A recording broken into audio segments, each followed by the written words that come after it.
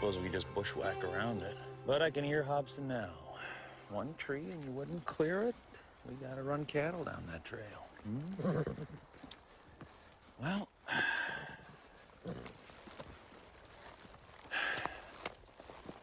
no rest for the righteous.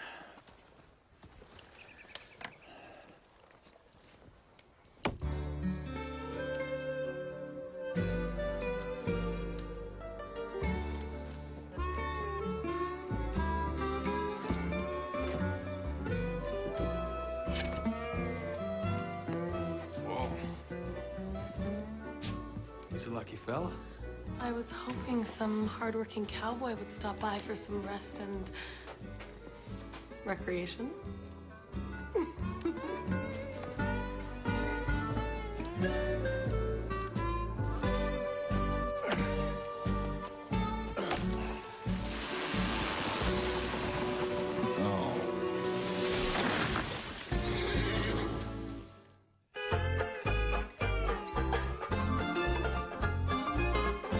Richmond P. Hobson Jr., Panhandle Phillips, and Gloria McIntosh Hobson were real people.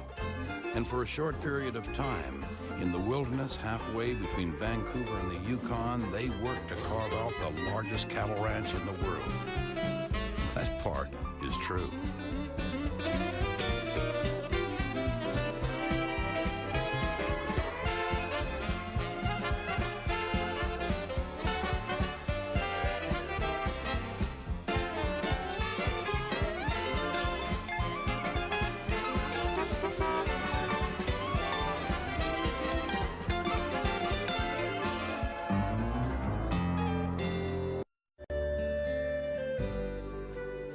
Did you have something special in mind? Let's just say I'm glad to see you. What's the occasion? The kids are at Nimpo Creek. Pan's checking the trail to Bet Noonie. Oh, that is an occasion. And we never really got to celebrate our anniversary. I thought an intimate dinner for two. Oh. Hold that thought. 5 minutes while I go fall in the river, okay? Hurry back, cowboy. You better work tonight. Oh, it always gets better after the sun goes down. So many things do.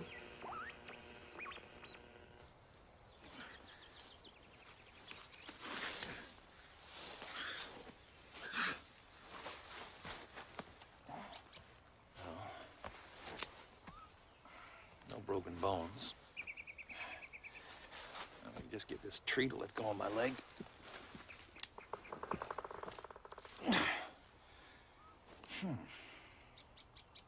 Where'd I put that axe? Ah. Well, it should be safe over there.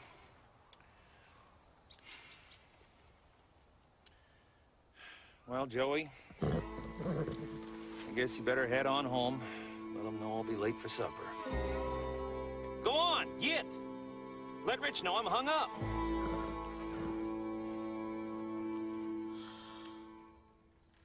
Where did you get champagne? I traded for it in Vanderhoof. I put it in the root cellar. I wanted to save it for a special occasion, and I have a feeling this might be it.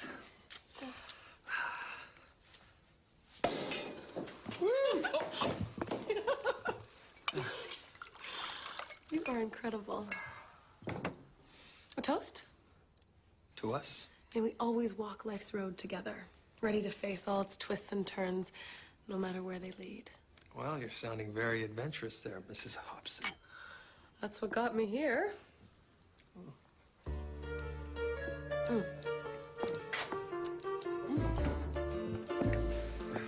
Ta-da! Oh. Try one. You know, having all this time alone together is really great. We're really gonna have a chance to talk. Rich Hobson wants to talk? Well, you're always saying that we should... What would you like to talk about? Whatever you like. Okay. Why are you too chicken to try my hors d'oeuvres? I'm not.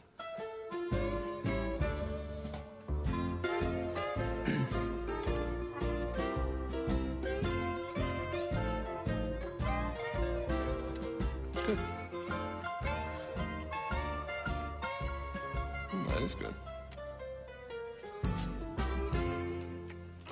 You did good too. Where did you learn? No self-respecting Vancouver debutante would be caught dead cooking a meal. But we are all schooled in the art of hors d'oeuvres. You are a genius. Well, if Tommy ever decides to quit us, at least we'll be able to survive on hors d'oeuvres. Life is one long cocktail hour.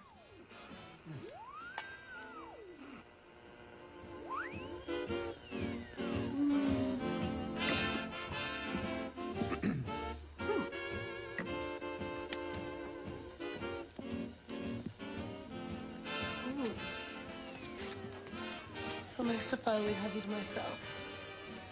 A chance to really talk. You no good, thick-brained son of a jackass.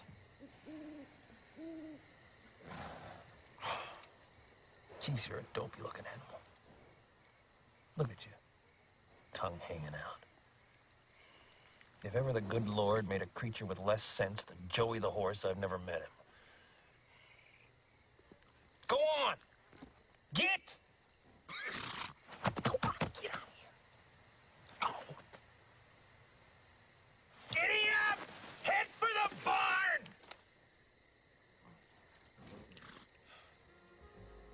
Do you remember how we met?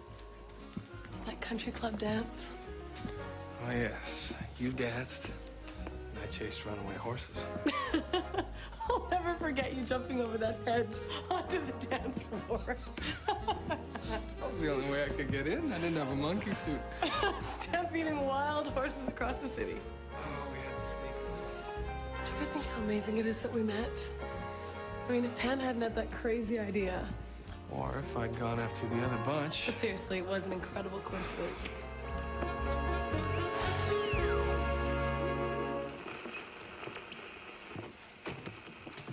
Well, if it's all coincidence, if my horses had turned into the park that night instead of the country club, What do you mean? if we hadn't actually met, what happens to Gloria McIntosh? Does she hook up with Connor McCann? Connor? He was never a serious contender. Oh, there must have been someone. I guess I'd be a fading party girl. Muriel's bridesmaid, drifting into spinsterhood. Oh, please. I saw them all clustered around you like bees on a honeycomb. Just friends. Mm-hmm. You know I love you. You are the only man for me. Uh-huh. Well, there was this one fellow.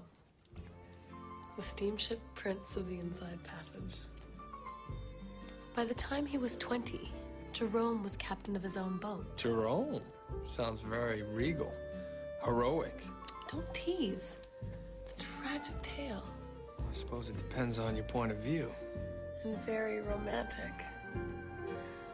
I had dreams of taking mail and supplies up and down the coast, braving storms and watching the sun set on the ocean. And? It was all over before I met you. One night in port, his ship caught fire and burned to the waterline. Oh, he was killed. Oh, no. No one was hurt. I took the money from the insurance and bought a cold storage warehouse. Where is the romance in that? Oh, so the steamship prince turned into the refrigerator magnet. He turned into a frog. No. A toad. He had such spirit, and he chose to be ordinary.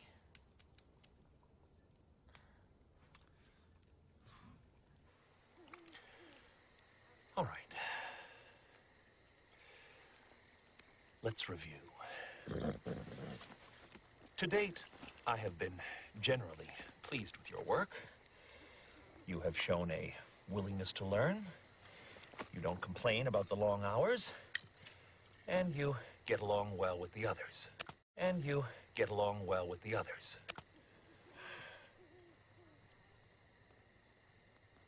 Now, it's true that on occasion I have had to reprimand you. I may even have raised my voice.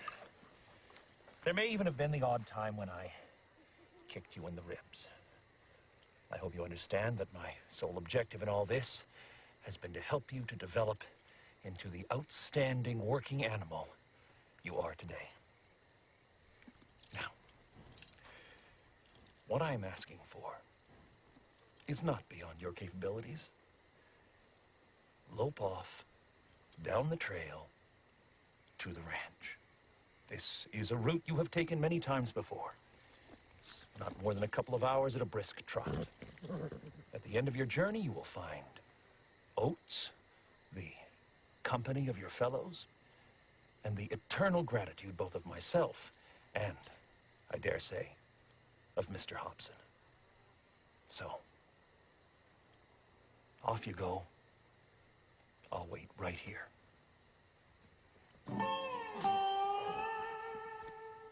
You're fired. So she was loaded? Was she pretty? Well, only if you like fashionable brunettes with curvy figures. A rich brunette with a great shape? How could you resist? I didn't. Then why aren't you clipping coupons in some penthouse? Well, it was afternoon tea, and all they were serving were those little cakes and the tiny sandwiches with the crust cut off. And I'd been eating rice and beans for months. So you just hoovered up all the food? Everything that wasn't nailed down. Oh, no. As we were leaving their brownstone, Mother turns to me and says, "Congratulations, Richmond. You just ate your way out of $10 million. That's a lot of cucumber sandwiches. Yeah. When I get out of here, you good-for-nothing, boneheaded beast, the first thing I'm gonna do is I'm gonna sell you for glue. Then I'm gonna make slip covers out of your hide, and I'm gonna use your tail for a whisk broom.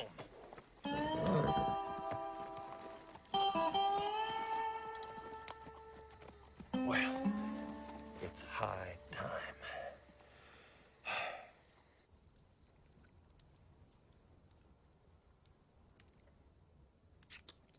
thought you said you wanted to talk. Oh, yeah, that too.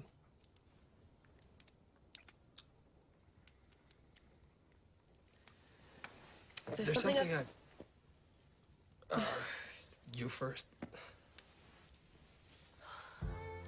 I know that we could use some money. Well, you know, there's some things money can't buy. Like tonight, for instance, it's worth that $10 million to me. Our future, you, me, And we need to grab onto that future the way we did when we first met. You're right.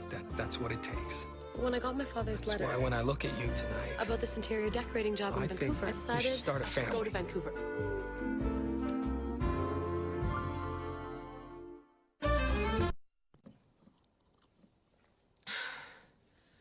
You never said anything about babies before.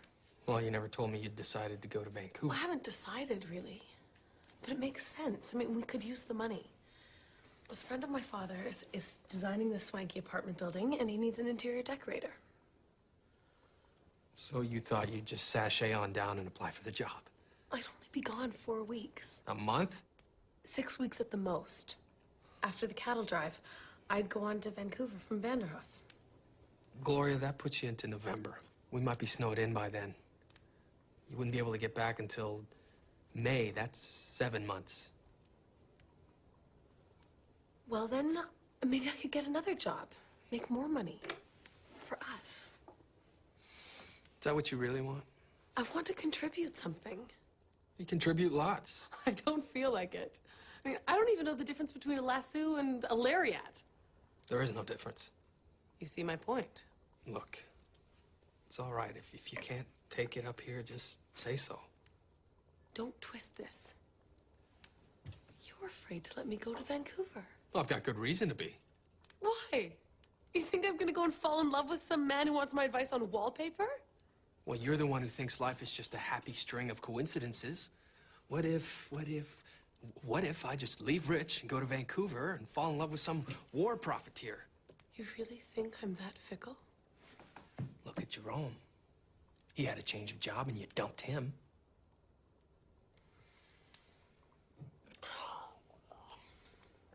If I'm so unstable, how can you trust me to be the mother of your children?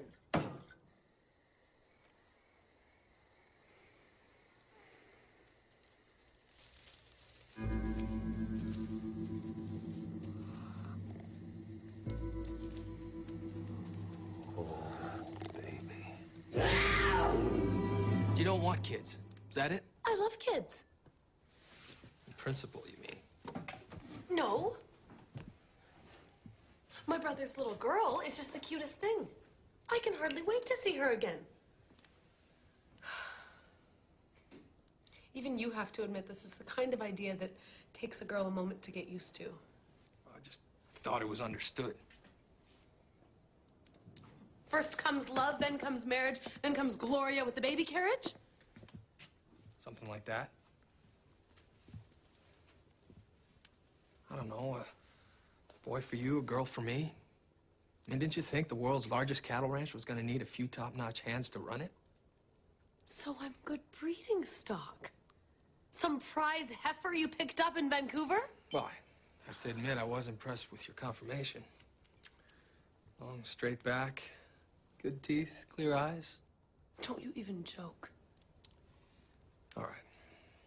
If you're not ready for kids, you're not ready. I'm the one who actually has to have the baby. Fine. I'll be the one getting up for the 3 a.m. feedings. You're right. Forget it. What are you doing? I should go have a look for Penn. What? Well, he's late. We are in the middle of a discussion about a major decision in our lives, and you're going off We to are not find an... in the middle. We're at the end. You said you didn't want to have children, so forget it. So that's the end of the discussion? Oh, this is so typical. If Rich Hobson so much as smells conflict with his wife, he runs in the other direction. Look, no third person, all right? I'm right here. Penn could be in trouble out there. Did you see him in a vision? No, not exactly. When Robert broke his leg, you saw him lying in the ditch, right? Right. Are you seeing anything now? Call it a hunch. Call it. I'm arguing with my wife, and I'm such a big fat coward I can't finish what I started. Oh, Joey, you mangy, knock-kneed chicken. You better have gone off for help, not just left me here to fend for myself. Because if I find out that that's what you've done, the minute I dispose of this overgrown pussycat, I'm coming after you. And as for you, I don't think you're big enough. These mountains are piled high with the carcasses of overgrown mousers who thought they might test me. Here, kitty, kitty. Penn could be hurt without me getting a clear vision of it. Maybe you need telepathic eyeglasses. Let's be logical. Where did Penn go? It's a dangerous country. Anything could happen. Like? Like moose. Moose? Moose. Moose. Yeah. They're Oh. big, ornery, and sometimes even vicious. They're vegetarians. Vegetarians that can outrun a man on a horse and slice them both to ribbons with their razor-sharp hooves. Do they attack often, these predatory moose? Should we lock our doors? It's no joke. Penn and I were stalked by 3 cow moose once. A gang of surly, disgruntled moose. Now, believe what you want, but these 3 moose chased us out of a meadow, across the river, and onto the other side, and they kept closing the gap. Big as locomotives. So I yell out to Penn, "There's no way we're gonna outrun them." Penn yells back, "Don't have to outrun the moose, just have to outrun you." So we kicked our ponies into high gear, and I left the top hand eating my dust. But Penn, he's smart, he's always thinking. So just as the lead cow's about to catch up to him, he whips off his hat and he swats that old girl right in the nose. She was so startled it broke her stride. Thank God. Barely got away with our lives. So, no matter how unlikely the situation, Penn can handle it.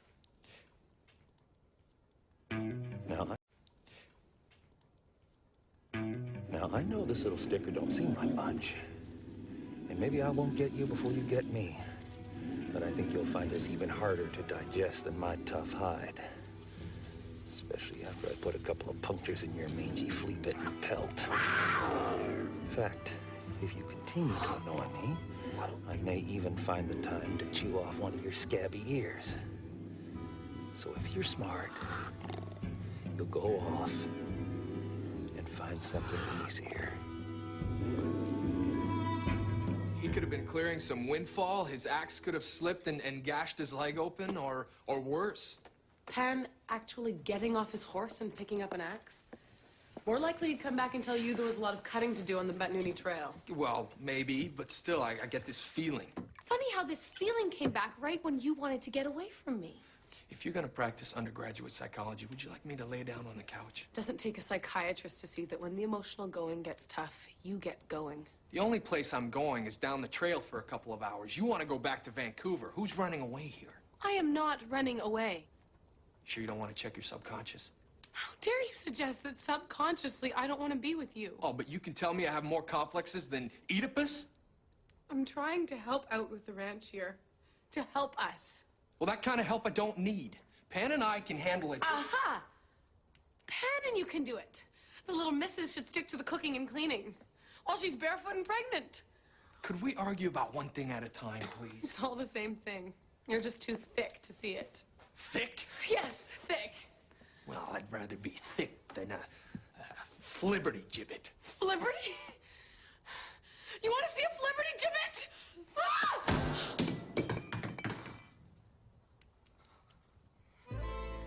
Flibberty gibbet. Ah!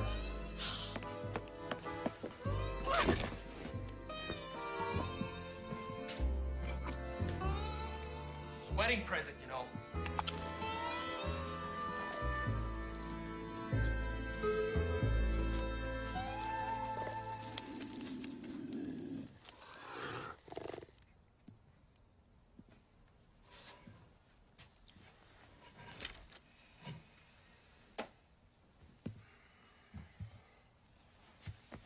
You and Penn are gonna take care of everything. I want a bedroom door. Okay. You can't slam a curtain. Thought you gave it a pretty good try, though. What exactly is a flibberty gibbet? Well, it's a bird.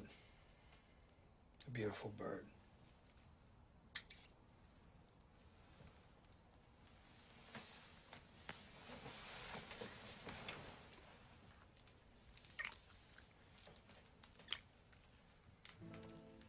You're lying. Only with the best intentions.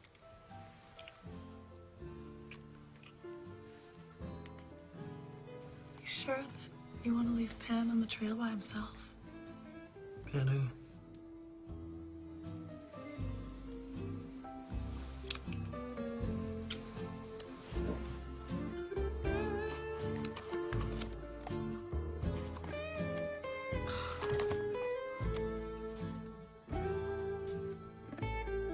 Want to take a walk on the wild side?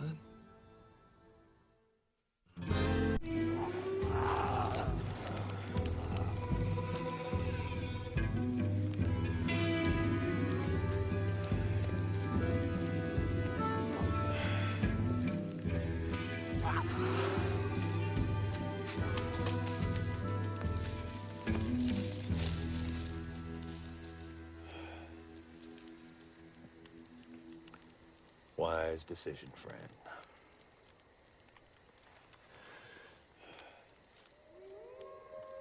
Oh, swell. Now the wolves are passing the news about the breakfast special.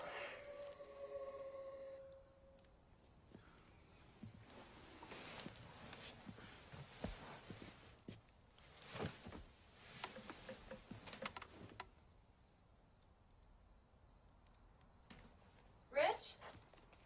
Uh-huh. What are you doing? I was just going to the Jakes. Put on your chaps for a trip to the outhouse? You're going to look for Penn. I didn't want to wake you. This was your plan all along, wasn't it? Make love to her and then sneak out after she falls asleep. It's like I'm having an affair with a married man. I just wanted to let Roll you in the sleep. sack and then you go tiptoeing back to your wife. Just a minute here. That's it.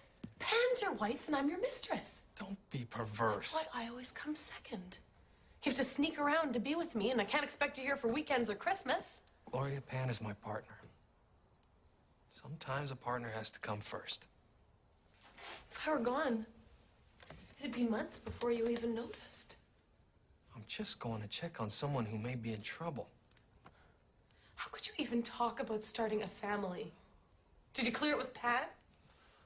I don't believe this. Two of you built this place together. What have I done? I'm just little Gloria McIntosh, an ornament, here for your amusement. Gloria, this place is our place. It's just as much yours as it is mine. Why? Because you gave it to me? And when I want to contribute, to make some money that we need, you say I'm being foolish. You're talking about going for a month, 6 weeks, maybe even until spring. I just don't want you gone that long. Oh, but it's okay for you to saddle up anytime you want? Well, don't expect me to wait patiently. Gloria, you haven't waited patiently a day in your life. Yeah, one of these times, I'm gonna be the one who leaves. Then you'll know how it feels. Fine. Go ahead.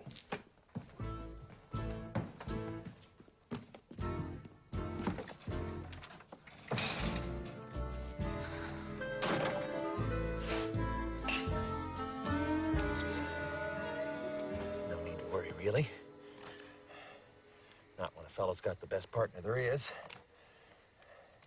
Especially not when that partner's got a sixth sense about folks in trouble. Yeah. Old Rich's probably getting one of his apparitions right now. Yeah. Probably sees me lying here in the road.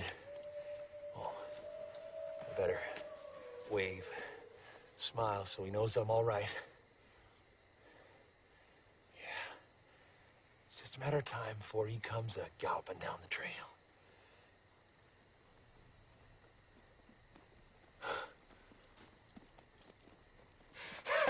Hey! Well, partner, it's about time. I thought you'd never...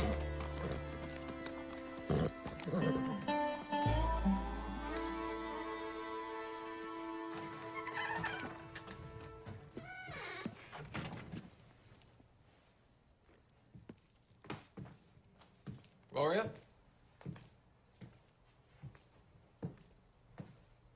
Gloria?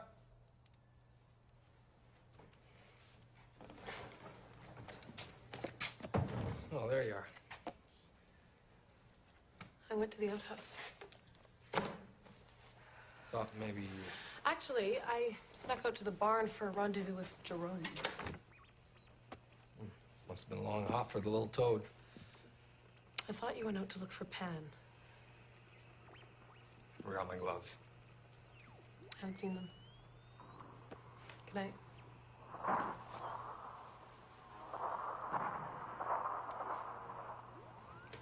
If you're going, go.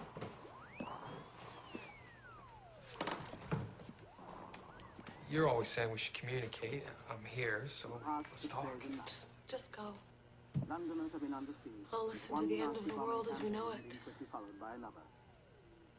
Each night, the air has been filled with the droning sound of German fighter planes, the booms of exploding shells, and the bursts of enemy fire which break like flashes of artificial lightning across the smoke-ridden night sky.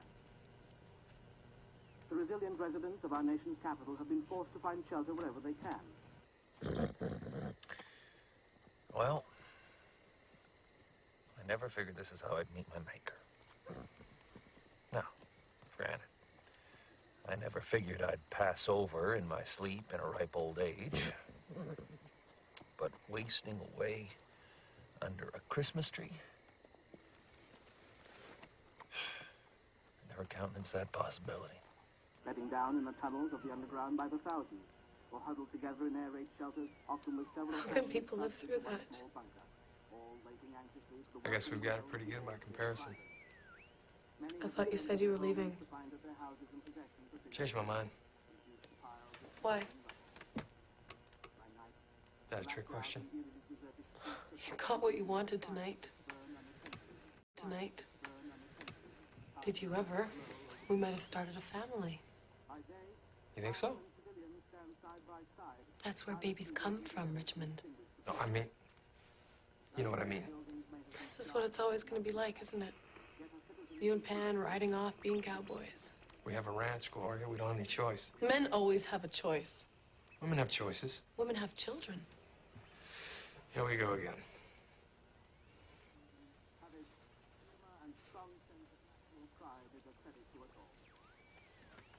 You're all I have. But you, what would change for you if I went to work in Vancouver? You have to You'd ask. still have the ranch, you'd still have Penn. You'd still have the life you want to live. So that's your decision then? You're going back to Vancouver? I mean, what if I'm pregnant? How could I go then? And if I'm pregnant, how can I stay? What? Well, there's no doctor. Who would deliver the baby? And what if she got sick? Where would they go to school? Oh my God, what have we done? I'm going back to bed. What about Penn? Oh, he's all alone in the cold and dark. What does he got to worry about? Did you really forget your gloves?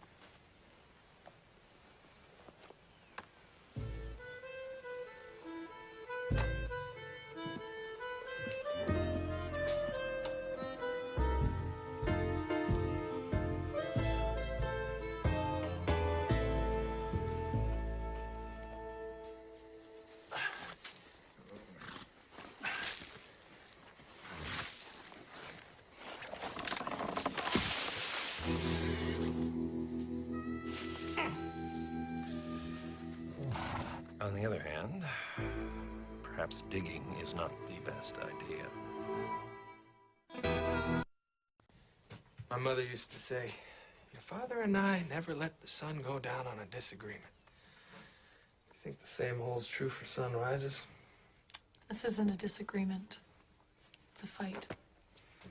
Well, I'm sure she meant fight. It was a different era.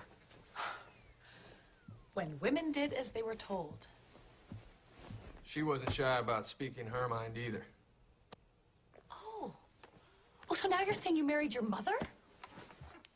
Can we please give Dr. Freud the night off? Just as soon as you admit that the real reason you want me to have children is to keep me in my place. Only if you admit the real reason you're going to Vancouver is to get away from me.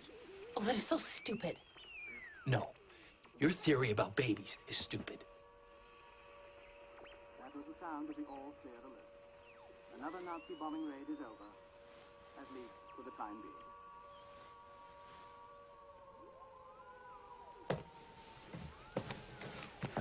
I should have enlisted.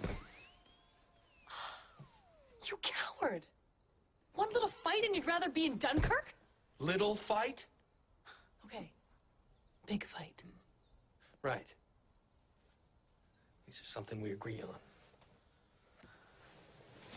Well, it's a start. At least over there I could be doing something. You are doing something. That's why the army won't take farm workers, remember? If you're a coward hiding behind an agricultural exemption, there are safer places than a cattle ranch. Why do I feel so guilty?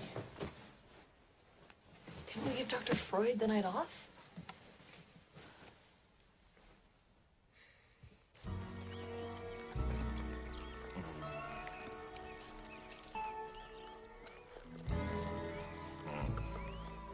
Might have known.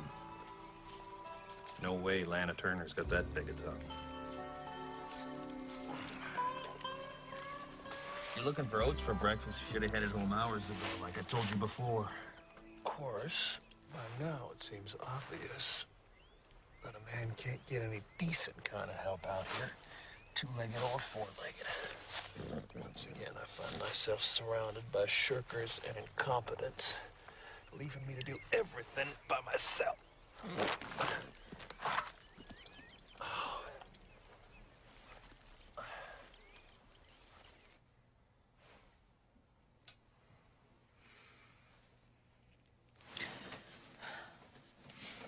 I'm not asking you to, but if you had to choose, I'd choose you. let me finish.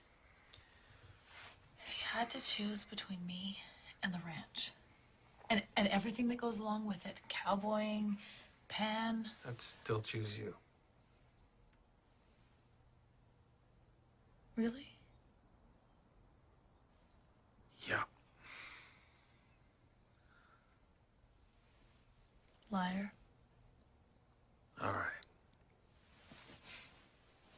You choose the ranch. Well, if I didn't choose the ranch, you wouldn't choose me. We're both beyond help. Thank goodness we found each other.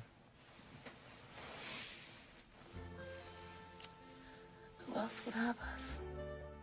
Why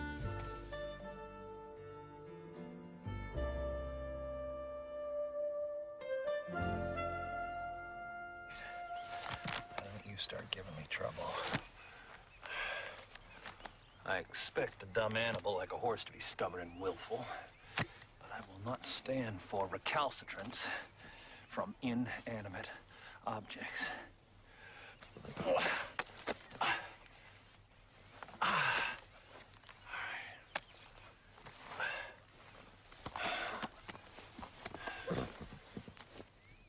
Well, since it's clear I can't rely on anyone else, I'm gonna have to rely on your obstinate hide, Joey, to get me out of this. Now, this is easy for you. You just gotta stand there. Just go on ignoring me for one more minute. Just be yourself, Joey.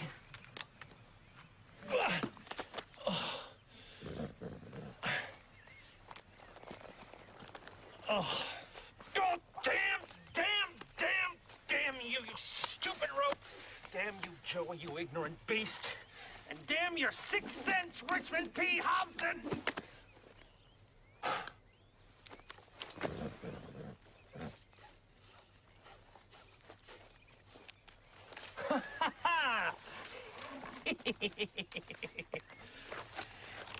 All right, now, Joey, it's not too much trouble. Just step away. Any direction you want, don't matter to me. Just go. Go on! Get out of here, you mangy cuss!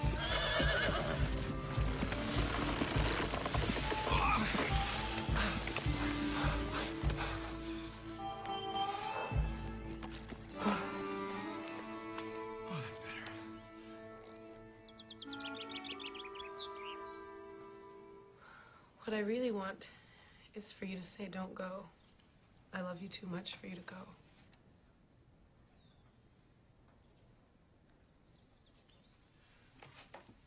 Don't go. I love you too much for you to go. Too late. Doesn't count. You think you'll miss me at all? It's more that you'd miss 6 months of training. It's taken me a year to bring you along this far. The second I left, you'd start to backslide. Gallivanting with Panhandle Phillips, the Batnuni Distillers Association. Staying out till all hours. Eating dinner in our union suits. Could get ugly.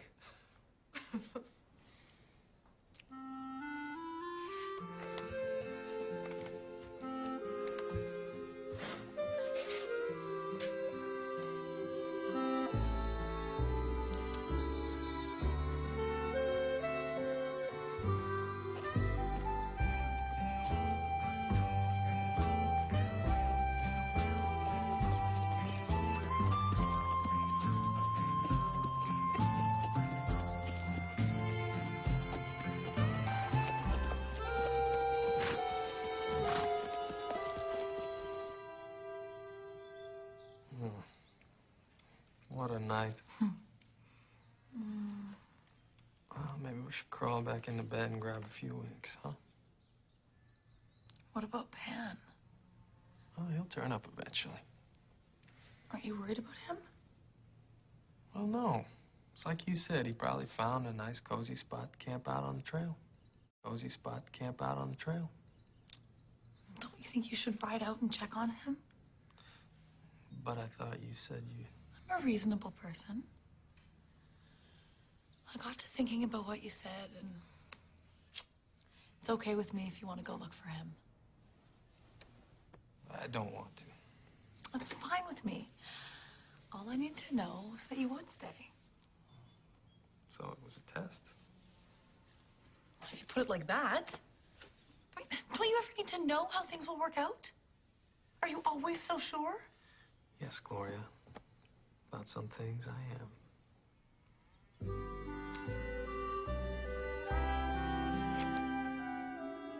morning. Good night.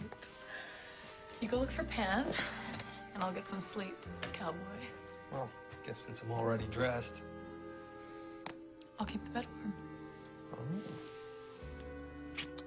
Let's start without me.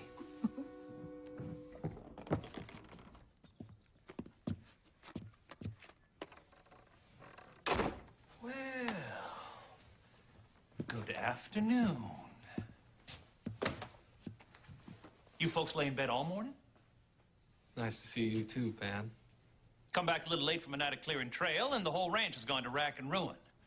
I don't mean to interrupt your beauty sleep, but it's 6 a.m., you're still in your dressing gown, and the stove's not even lit.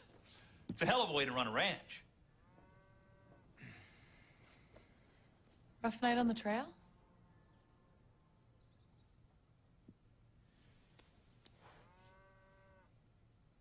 Nothing out of the ordinary. Oh. Little party while the help is away? We saved you your share of the champagne. We did, really. Until we realized that you weren't coming back. And we figured with your generosity of spirit that you'd want us to enjoy it. Was I happy for you? You were. Yeah. It was a lovely gesture.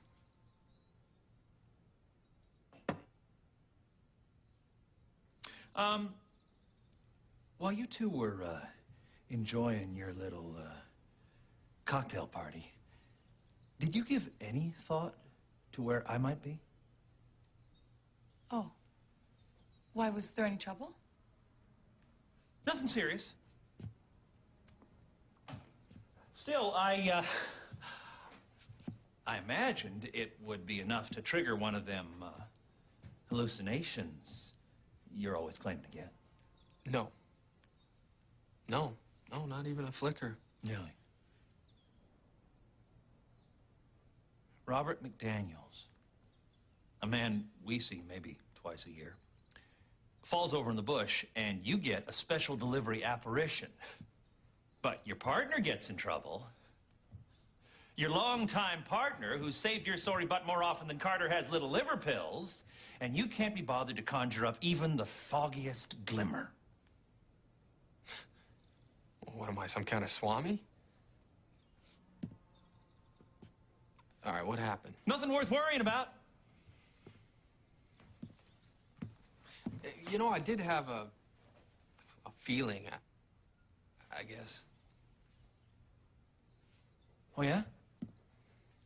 It was more like a certainty. Yeah. Yeah, certainty that sharp cowboy like you, no matter what you ran into, you'd be able to find your way home safe on your own.